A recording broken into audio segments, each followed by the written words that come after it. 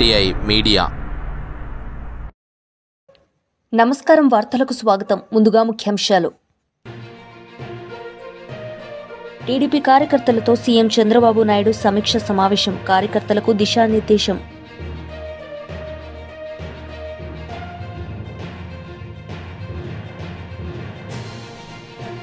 కేంద్ర మంత్రి కిషన్ రెడ్డి మీడియా సమావేశం. పలు అంశాలపై వివరణ.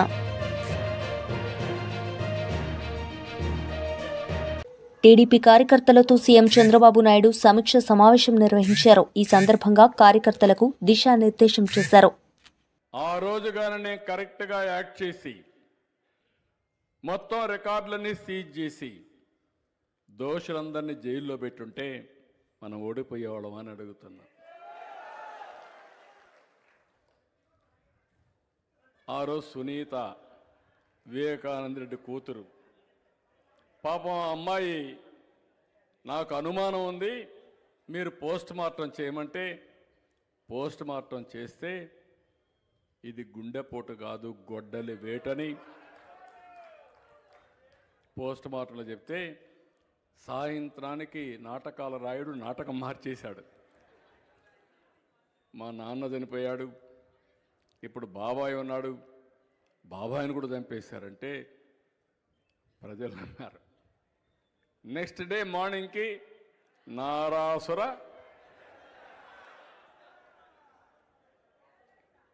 మీరు చేస్తారా?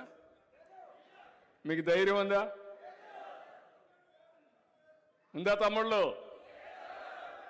బాబాయిని చంపే ధైర్యం మీకు ఉందా అని అడుగుతున్నా.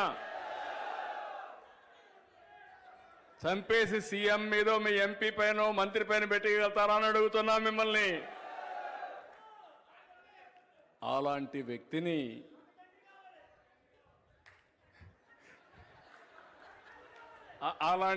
మీరు చూస్తే మళ్ళీ డ్రామాలు నాటకాలు ఆడుతున్నాడు.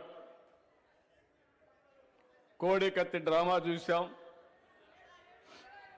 ఆ కోడికత్తి డ్రామా అతను చెప్పాడు పాపం,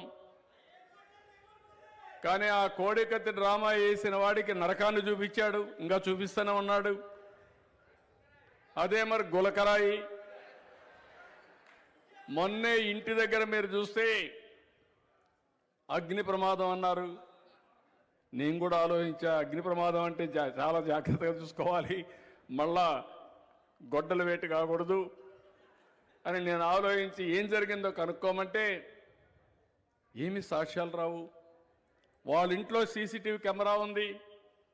ఆ సీసీటీవీ కెమెరాలో డాక్యుమెంట్ ఇమ్మంటే ఫిగర్ ఇమ్మంటే ఎవరున్నా కానీ తప్పు జరిగితే ఇస్తారు కదా తమ్ముళ్ళు. మీ ఇంట్లో దొంగ వస్తే దొంగ వచ్చాడంటే సాక్ష్యం ఉంటే ఇస్తారా లేదా?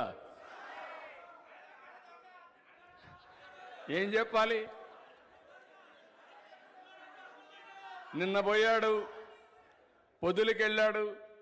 ఏం చేశా పొదుల్లో?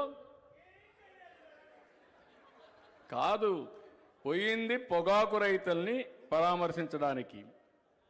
నేను అప్పటికే 12,000 రూపాయలు బర్లీ టొబాకో ఉంటే అధికార యంత్రాంగం నష్టం వస్తుందంటే ఒకటే చెప్పాను, నష్ట లాభాలు కాదు, నా రైతుని నేను ఆదుకోవాలి, ఎంతైనా భరిస్తానని 12,000 రూపాయలు కొనమన్నాను. ఏం చేయాలో తర్వాత ఆలోచించుకుంటా. నష్టం వస్తే భరిస్తా, కొంతవరకు రికవర్ చేయగలిగి చేస్తాం, అవసరమైతే క్రాప్ ప్యాటర్న్ పెంచాలంటే మార్చాలంటే మార్చుకుంటామని చెప్పాను. ఒక పక్క చిత్తూరులో మ్యాంగో రైతు ఇబ్బంది పడితే 12 రూపాయలకి వెళ్తే 8 రూపాయలు వాళ్ళు నిమ్మని బలవంతంగా 4 రూపాయలు కేజీకి మనం ఇస్తున్నాం. రైతుకి ఎక్కడా ఇబ్బంది కలగకూడదని మనం కార్యక్రమాలు చేస్తామంటే అక్కడికి పోయి ఆ మార్కెట్ యార్డ్లో ఇష్టానుసారంగా చేసి వీళ్ళు పెట్టిన ప్లే కార్డ్ చూస్తే ఎదురొస్తే తొక్కేస్తాం. ఎవరు తొక్కేస్తారు? ఎవరు వస్తున్నారు మీకు ఎదురు అంటే? వీళ్ళు అనుకుంటున్నారు అపోజిషన్లో ఉండి రౌడీజం చేస్తాం. మొన్నటి వరకు పోలీసులు పెట్టుకొని రౌడీజం చేయించాం, ఇప్పుడు కూడా రౌడీజం చేయాలంటే ఇక్కడ సిడిరి అప్పలరాజు మీడియా సమావేశం నిర్వహించారు. ఈ సందర్భంగా ఆయన మాట్లాడారు. 67 లక్షల మంది విద్యార్థులు.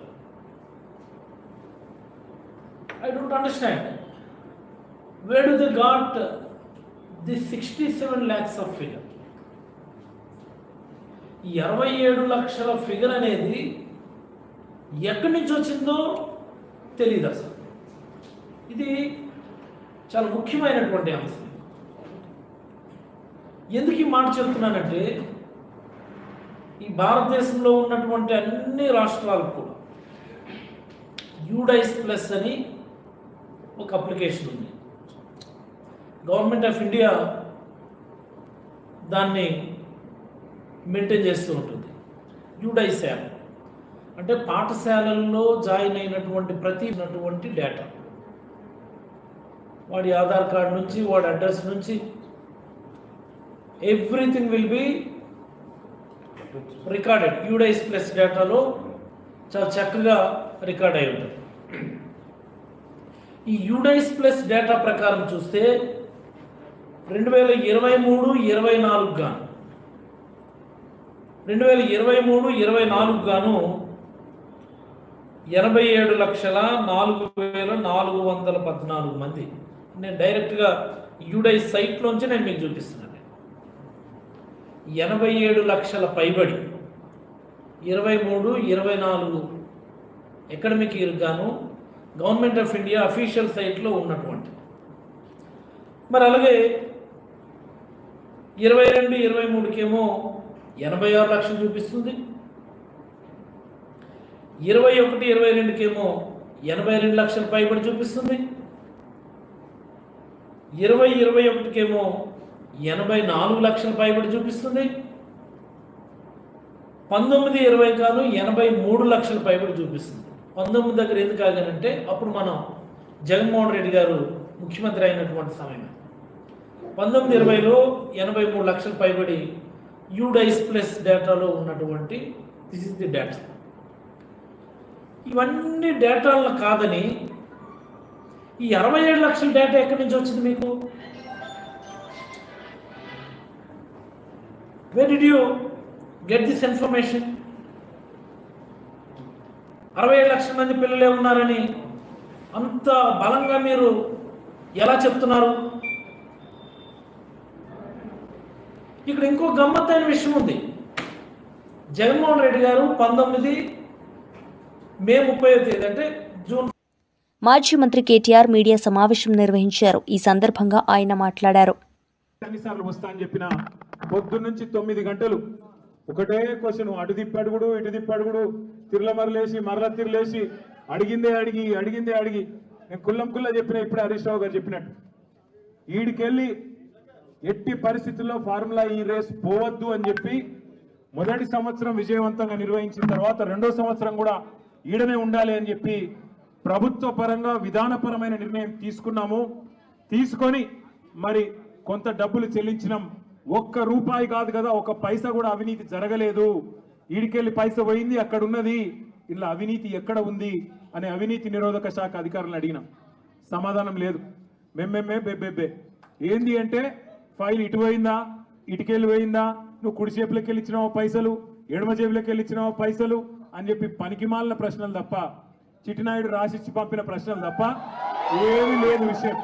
అందుకే నేను మొన్న చెప్పినా మళ్ళీ చెప్తున్నా, ఇది లొట్టపీస్ కేసు, ఈయన ఒక లొట్టపీస్ ముఖ్యమంత్రి. ఏది కాదు వీళ్ళతోని ఏం చేయరాదు. పరిపాలన చేత కాదు, ప్రజలకిచ్చిన హామీలు నెరవేర్చే దమ్ము లేదు. అందుకే దద్దమ్మ రాజకీయంతో ఇవాళ తప్పించుకునే ప్రయత్నం చేస్తూ ఉన్నారు. మొన్ననే మన నాయకుడు పెద్దలు తెలంగాణ సాధించిన నాయకుడు కేసీఆర్ గారిని కమిషన్ ముందుకు పిలిచిండు. అంతకుముందు హరీష్ రావు గారిని కమిషన్ ముందుకు పిలిచిండు. ఆయనకున్నదంతా ఒకటే షోకు, నేను నెల రోజులు జైలున్నా లుచ్చా పని చేసి వీళ్ళను కూడా పెట్టాలి ఒక కొన్ని రోజులు, అదొక్కటే ఆయన షోకు. ఆయనకున్న పైశాచికానందం గదొక్కటే. సాడిస్టులు ఉంటారు చూడు కొంతమంది, నాకు దక్కంది ఎవరికి దక్కద్దు అన్నట్టు, నాకు జరిగింది నీకు కూడా జరగాలన్నట్టు ఆయన ఎట్టి పరిస్థితిలో కొన్ని రోజులు జైల్లో పెడదామన్నది ఆయన షోకు. అందుకే నేను ఇలా అధికారులకు కూడా చెప్పిన, మీకు పైకి వెళ్ళి రావచ్చు ఆదేశాలు, ఇప్పటికే దబ్బన వస్తే పెడితే పెట్టుకోర్ర పోయి ఏముంది, మీరు పంపితే కూడా 15 రోజులు పోయేస్తా ఏమున్నది, మంచిగా రెస్ట్ తీసుకొని వస్తా అని చెప్పిన. ఇప్పుడు కూడా మళ్ళీ చెప్తున్నా, తప్పు చేయలేదు, తలదించుకునే పని ఎంత మాత్రం చేయలేదు. తెలంగాణ ప్రతిష్టను పెంచే పని చేసినాం, తెలంగాణ ప్రతిష్టను ఆకాశం స్థాయికి తీసుకుపోయే పని చేసినాం తప్ప తప్పు చేయలేదు. అది కాళేశ్వరం ప్రాజెక్టు కావచ్చు, ఫార్ములా ఈ కావచ్చు, ప్రపంచంలోనే అతిపెద్ద లిఫ్ట్ ఇరిగేషన్ ప్రాజెక్టు కాళేశ్వరం. అందులో చేయని తప్పుకు ఇవాళ కేసీఆర్ గారిని, హరీష్ రావు గారిని పిలిచి వాళ్ళని అక్కడ ఇబ్బంది పెట్టే ప్రయత్నం, మన నాయకులు కార్యకర్తల ఆత్మస్థైర్యం దెబ్బతీసే ప్రయత్నం అక్కడ కమిషన్ ముందు. ఇక్కడ ఏసీబీ అని పెట్టి మరి ఇక్కడేదో జరిగిపోయిందని చెప్పి ఏ కరప్షన్ జరగని ఒక కేసులో యాంటీ కరప్షన్ బ్యూరోని ఇన్వాల్వ్ చేసి మా ఆర్ఎస్ ప్రవీణ్ అని చెప్పిండు, నా చరిత్రలో ఇంతకంటే తుపేల్ కేసు నేను ఎప్పుడు చూడలే, 26 ఏళ్ళు ఐపీఎస్ అధికారిగా పనిచేసిన ఇంతకంటే తుపేల్ కేసు నా జీవితంలో చూడలేదని చెప్పి వారు కూడా చెప్పినారు. అంటే ఇట్లాంటి కేసులు పెట్టి ఏదో సాధిస్తాను రేవంత్ రెడ్డి గారు అనుకుంటున్నాడు. నేను రేవంత్ రెడ్డికి చెప్పేది ఒకటే, నా మీద ఇప్పటికే 14 కేసులు పెట్టినావు, ఇంకో 1400 కేసులు పెట్టుకో, అవసరమైతే జైల్లో పెట్టుకో, ఏమన్నా చేసుకో, భయపడేది లేదు. తెలంగాణ కోసం ఆనాడు జైలుకు పోయినాం, ఇవాళ అవసరమైతే తెలంగాణ ప్రతిష్టను పెంచడానికి తీసుకున్న ఒక నిర్ణయం వల్ల మళ్ళీ జైలుకు పోవాల్సి వస్తే కూడా భయపడేటోడు ఎవడు లేడు. మీ ఉడత ఊపులకు ఎట్టి పరిస్థితుల్లో భయపడం. నేను మిమ్మల్ని అందరినీ కోరేది ఒకటే, ఇదేంటంటే ఇక డైలీ సీరియల్ లెక్క అయిపోయింది. ఎట్లా అంటే ఒకరోజు పిలుచుడు, కూర్చోబెట్టుడు, 9 గంటలు ఆడ కూర్చోబెట్టి ఛాయ్ దాయిపించి ఏం చెప్తాం సార్, ఇక మాకు పైకి వెళ్ళే ఆదేశాలు ఉన్నాయి, ఏం చేయాలని పాపం వాళ్ళు కూడా ఇక ఏం చేయాలి తెలియక అడిగిందే అడుగుతాను. అందుకే నేను మీకు కూడా రిక్వెస్ట్ చేసేది ఒకటే, మనం అందరం కూడా కాన్సన్ట్రేషన్ చేయాల్సింది, మనందరం కూడా పార్టీగా ఆలోచన చేయాల్సింది, దృష్టి సారించాల్సింది 2-3 పనుల మీద. ఒకటి, ఖచ్చితంగా మరి మనం రాబోయే స్థానిక సంస్థల ఎన్నికల్లో ఒక్కొక్క ఊర్లో బరి గీసి లైన్ గీసి ఒక్కొక్క కాంగ్రెస్ పార్టీ నాయకుని ఫుట్బాల్ ఆడుడు ఎట్లా కాంగ్రెస్ పార్టీని చిత్తుగా ఓడగొట్టాలి లోకల్ బాడీ ఎలక్షన్ లో, దాని మీద దృష్టి పెడదాం. రెండవది, ఈ నెల 21వ తారీఖున కాళేశ్వరం ప్రాజెక్టు ప్రారంభించి సరిగ్గా 6 సంవత్సరాలు కాబోతా ఉన్నది. 2019 ఆనాడు జూన్ 21 నాడు మాన్యులు పెద్దలు మన తెలంగాణ తొలి ముఖ్యమంత్రి కేసీఆర్ గారు కాళేశ్వరం ప్రాజెక్టును జాతికి అంకితం చేసిన రోజు జూన్ 21. మరి ఆ రోజు కూడా సార్ను అడిగి మనం పార్టీగా ఒక నిర్ణయం తీసుకొని ఏం చేసి మళ్ళీ ఒక్కసారి కాళేశ్వరం గొప్పదనం ప్రజలకు చెప్దాం, ఆలోచన చేయాల్సిన బాధ్యత మన మీద ఉంది. రాష్ట్ర వ్యాప్తంగా కొంత కార్యక్రమం చేయాల్సిన బాధ్యత కూడా మన మీద ఉంది. ఇక మనకు నోటీసులు వచ్చుడు, మనం పోవుడు, ఇవన్నీ కూడా రొటీనే, పాత చింతకాయ పచ్చడి. దీన్ని పట్టించుకోవాల్సిన అవసరం కానీ, దీని గురించి ఆందోళన పడాల్సిన అవసరం కానీ లేదు. పెడితే కిడితే 15 రోజులు జైల్లో పెడతాడు, పైశాచిక ఆనందం పొందుతాడు తప్ప వాడు పీకేది ఏమీ లేదు. లొట్టపీసు ముఖ్యమంత్రి, భయపడేటోడు ఎవడు లేడు. రేవంత్ రెడ్డి గుర్తుపెట్టుకో, నీలాగా లుచ్చా పనులు చేసి 50 లక్షల బ్యాగులతో దొరికిన దొంగలు ఎవరు మా పార్టీలో లేరు. నీలాగా లుచ్చా పనులు చేసి అడ్డదారిలో పదవులు కొనుక్కొని ముఖ్యమంత్రి అవుడు పీసీ. కేంద్ర మంత్రి కిషన్ రెడ్డి మీడియా సమావేశం నిర్వహించారు. ఈ సందర్భంగా ఆయన మాట్లాడారు. మరింతగా మరి ఈరోజు అటకెక్కింది, గ్రామాల్లో చాలా ఇబ్బందులుగా ఉన్నాయి. కాబట్టి రాష్ట్ర ప్రభుత్వము ఏమాత్రం ఇంకా ఆలస్యం చేయకుండా గ్రామ పంచాయతీ ఎన్నికలు, స్థానిక సంస్థల ఎన్నికలు వెంటనే సకాలంలో నిర్వహించాలని చెప్పి కూడా నేను భారతీయ జనతా పార్టీ తరఫున రాష్ట్ర ప్రభుత్వాన్ని డిమాండ్ చేస్తా ఉన్నాను. ఇది మరింతగా మీలో ఉన్నటువంటి చేతగానితనమో మరేదో కానీ ఎన్నికలు ఈ రకంగా వాయిదా వేస్తూ పోతుంటే అది రాజకీయ ప్రయోజనాలతో చూడకూడదు. ఇది ఏ పార్టీ గెలుస్తుంది, ఏ పార్టీ ఓడిపోతుందని కాదు. ఈ స్థానిక సంస్థల ఎన్నికలు మరి ప్రజాస్వామ్య స్ఫూర్తికి ప్రతిబింబంగా ఉంటాయి. మరి రాష్ట్రాలలో మరి ఏ రకంగా సకాలంలో ఎన్నికలు జరిగే విధంగా కొన్ని రాష్ట్రాలు కట్టుదిట్టమైనటువంటి చర్యలు తీసుకున్నాయి. కానీ మన రాష్ట్రంలో ప్రతిసారి ఒక తతంగంలాగా ఆలస్యం చేస్తూ ఉన్నారు. కాబట్టి ఇప్పటికైనా రాష్ట్ర ప్రభుత్వము ఈ యొక్క ఎన్నికలను షెడ్యూల్ ప్రకటించి ఇంకా తాత్సర్యం చేయకుండా సకాలంలో ఎన్నికలు నిర్వహించాలని చెప్పి నేను ఈ సందర్భంగా డిమాండ్ చేస్తున్నాను.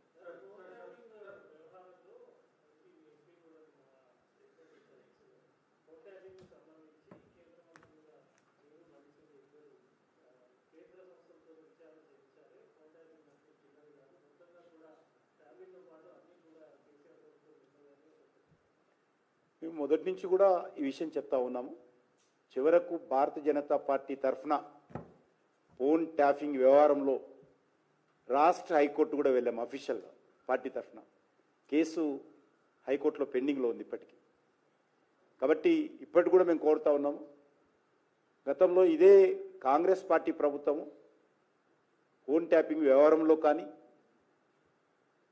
అనేక ఇతర నాటి బీఆర్ఎస్ పార్టీ యొక్క ప్రజా వ్యతిరేక చర్యల విషయంలో శుద్ధపూసలాగా మాట్లాడుతూ కాంగ్రెస్ పార్టీ సిబిఐ విచారణ జరపాలని ఉత్తరం రాసింది.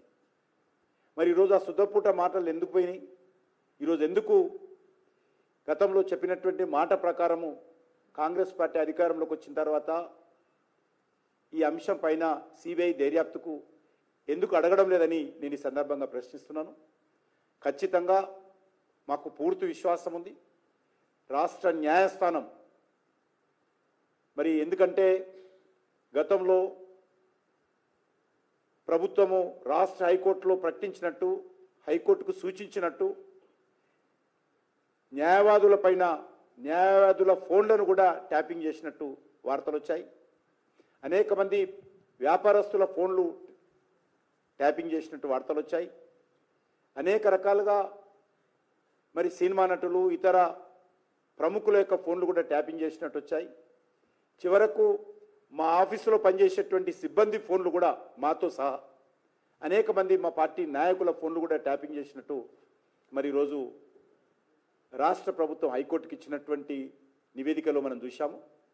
కాబట్టి నాకు పూర్తి విశ్వాసం ఉంది రాష్ట్ర న్యాయస్థానం దీనిపైన సమగ్రమైనటువంటి విచారణ జరిగి దోషులకు శిక్ష పడే విధంగా సిబిఐ దర్యాప్తుకు ఆదేశించాలని చెప్పి కూడా రాష్ట్ర న్యాయస్థానం ముందు మా పార్టీ తరఫున మేము మరి మా యొక్క పిటిషన్ వేసుకున్నాము. తప్పకుండా మా పిటిషన్కి అనుకూలంగా రాష్ట్ర హైకోర్టు తీర్పు ఇస్తుందని భావిస్తున్నాం.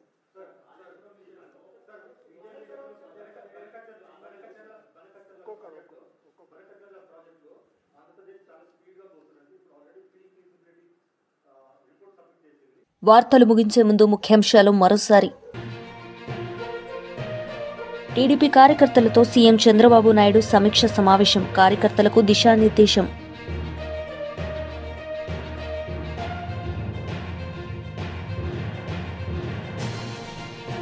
కేంద్ర మంత్రి కిషన్ రెడ్డి మీడియా సమావేశం, పలు అంశాలపై వివరణ.